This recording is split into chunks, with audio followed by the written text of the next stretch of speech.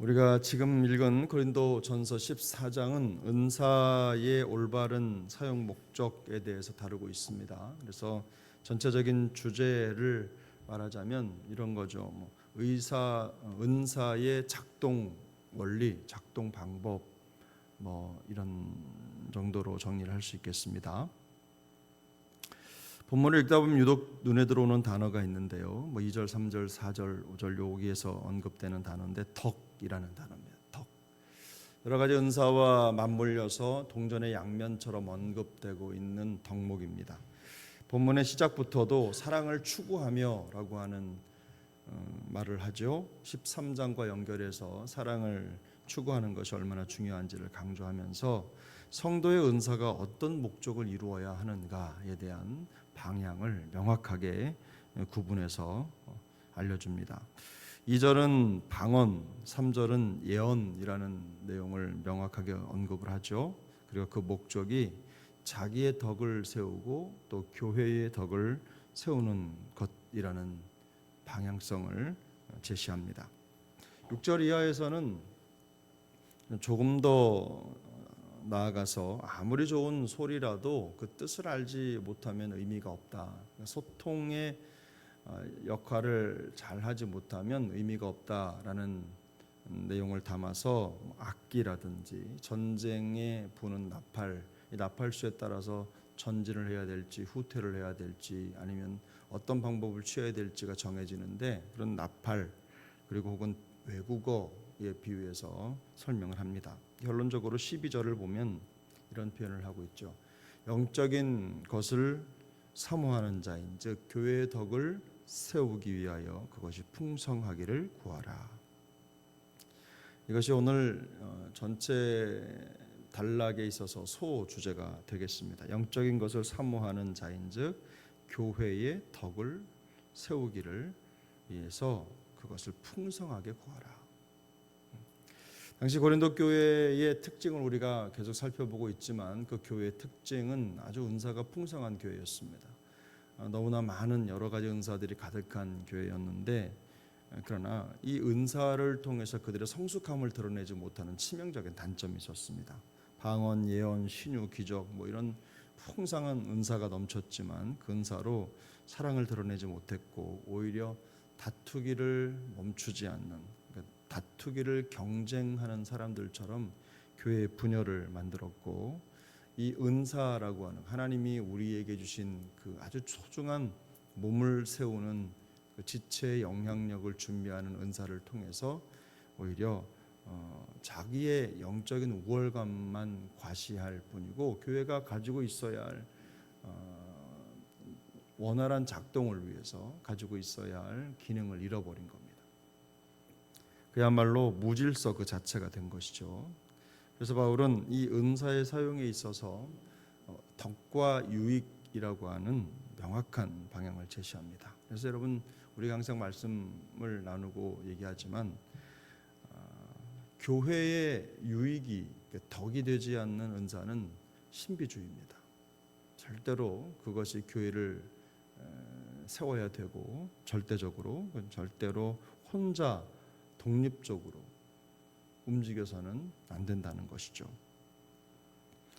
하나님의 은사를 주신 이유는 공동체의 덕을 세우기 위해서입니다. 그래서 우리가 가지고 있는 물질이든지 개인적인 재능이든지 어떤 것이든지 다 은사가 되는데 그것이 어떤 목적으로 사용되어야 되느냐 바로 개인과 교회의 덕과 유익을 위해서 사용되어야 된다라는 것이 성경의 의미입니다. 개인적인 영적 체험도 중요합니다. 개인적으로 체험도 있어야 되겠죠.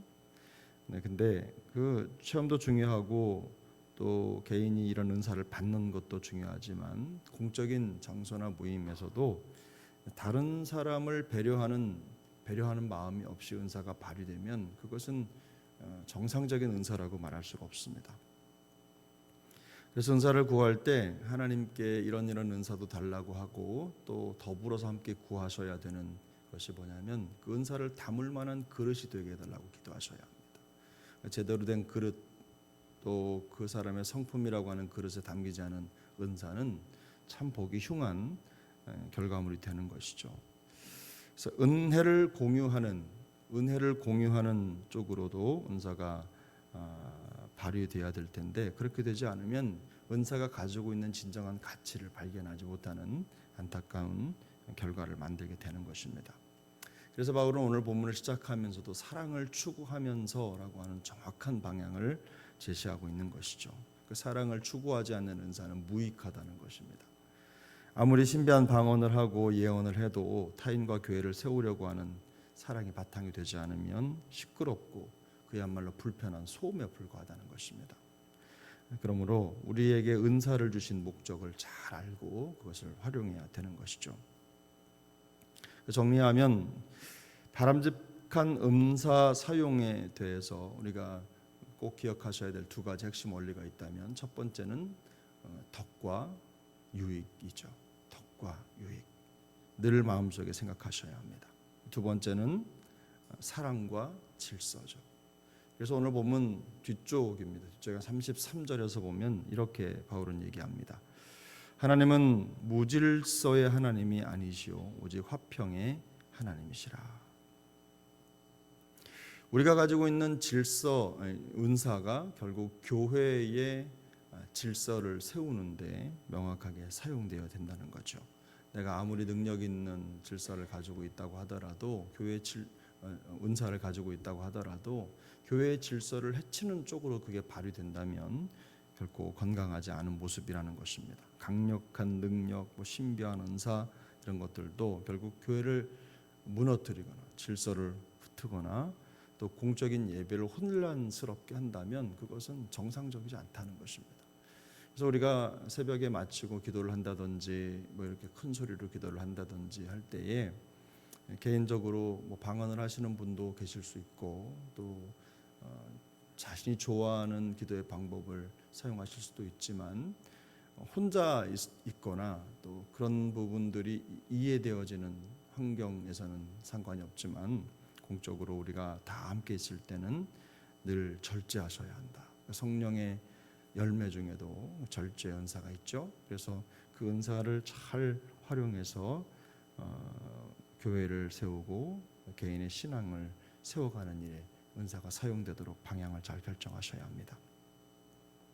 결론적으로 성경이 말씀하는 은사는 사용에 있어서 중요한 방향이 있는데, 사랑을 추구하고 그런 동기를 가지고 개인과 교회의 덕을 세우는 방향이 되어야 된다라는 것을 꼭 기억하시길 바랍니다. 무례한 사람을 보셨습니까? 은사를 가진 분들이 무례할 수 있습니다. 저는 예전에 이렇게 예언의 은사라든지 영분별의 은사라든지 이런 은사를 받은 분들을 종종 만났었는데, 기도원이든지 어디든지 신앙생활 하다 보면 그런 분들이 계시잖아요.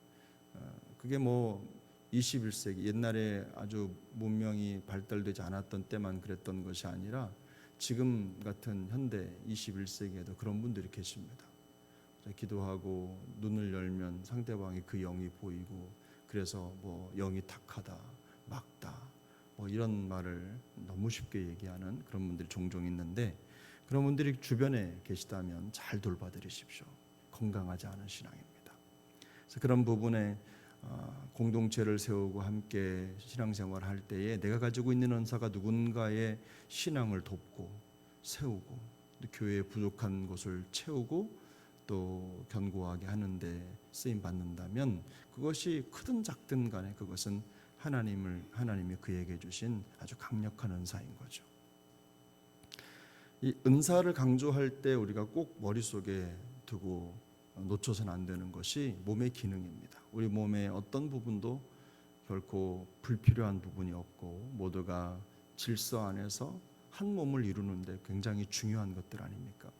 그래서 어떤 기능이든지, 손에 심지어는 눈에 잘 보이지 않는 지문조차도 하나님이 있어야 되기 때문에 주신 것이고, 그것이 정확한 방향으로 발휘되고 있다는 것입니다. 없으면 불편함이 드러나는 거죠. 그래서 개인적으로 우리가 가지고 있는 은사가 드러나는 방법이나 여러 가지 면에서 교회의 건강함을 유지하고 지키고 더 능력 있는 복음 사역을 위해서 사용되어야 된다는 이 원리를 꼭 마음속에 기억하셔서 건강한 몸을 이루고 또 하나님의 나라와 영광을 위해서 우리 모두가 다 같은 마음으로 쓰임 받게 되기를 소망합니다. 그래서 한 가지를 생각하실 때 우리가 가지고 있는 재능, 달란트죠. 달란트, 개인적인 능력 이런 것들이 사용될 때 목표가 최소한의 목표가 무엇이냐? 바로 상대방을 미소 짓게 할 수 있는 방법이어야 된다는 것입니다. 그래서 그런 마음을 가지고 따뜻한 마음으로 은사의 발휘가 시작될 때 우리 개인과 교회가 덕을 세우고 유익을 끼치는 좋은 기간이 될 것입니다. 이런 은사의 역학을 잘 이해하시고 교회를 세워가는데 같은 마음을 가질 수 있기를 예수님의 이름으로 축복합니다.